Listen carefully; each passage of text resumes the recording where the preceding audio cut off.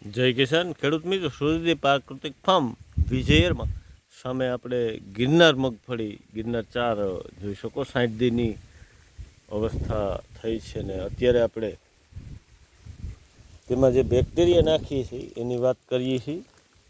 તો આપણે 2.5 વીઘે એક થેલી પ્લેટેનિયમની લીધી છે અને 2.5 વીઘે એક નાનું તગારું તમને બતાવું છું. આ એક તગારું 2.5 વીઘે આપણે સળેલું જે ઠંડુ ખાતર હોય, સળી ગયું હોય એ લીધું છે.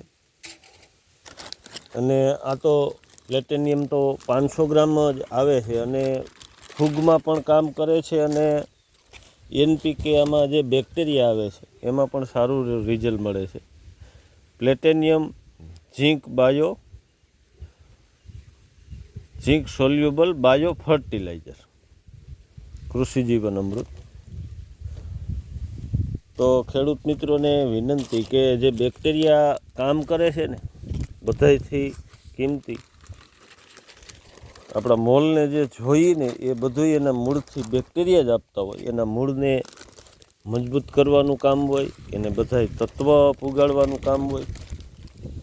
તો સમય પ્રમાણે જે નવા સંશોધન આવ્યા હોય અને એ પ્રમાણે બેક્ટેરિયાને જે ડેવલપ કરવાની વાત છે એ ખાસ તો કહેવાની છે કે આપણે 2.5 વીઘે આ 500 ગ્રામ જ પ્લેટેનિયમનું પ્રમાણ છે. એક તગારું આપણે આ ખાતર લીધું છે અને 2.5 વીઘે 500 ગ્રામ આ ગોળ તમે જુઓ એને પણ આપણે ઓગાળી લીધો છે. હવે આ ખાતરમાં આપણે આને મિશ્ર કરશું. જે આ રીતે મિશ્ર કરશું. મિશ્રણ ખાતરમાં થઈ ગયા બાદ આપણે ઓગાળેલો ગોળ છે એ પણ આમાં મિક્સ કરશું. ગોળ ભેગો નાખવાથી એને ડાયરેક્ટ ખોરાકી મળી જાય છે અને એનું જીવનચક્ર જ ચાલુ થઈ જાય છે. તો આ રીતે ગોળ અને ખાતર ભેગું વાપરવાથી અદ્ભુત મારા અનુભવ પ્રમાણે મને રિઝલ્ટ મળ્યા છે. તો ખેડૂતો પણ આ રીતે કરે તો આ બેક્ટેરિયાને આપણે પૂરેપૂરું એનું કામ લઈ શકીએ.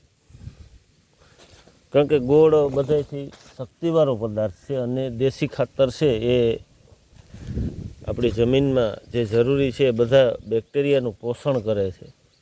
તો આ રીતે હવે આપણે આને મિશ્ર કરી લેશું અને 2.5 વીઘામાં આને નાખવાથી જે તમામ પ્રકારના ખાતરના તત્વો મળી જાય છે અને ફૂગનાશકનું પણ ભેગું કામ કરે છે. તો આ રીતે મેં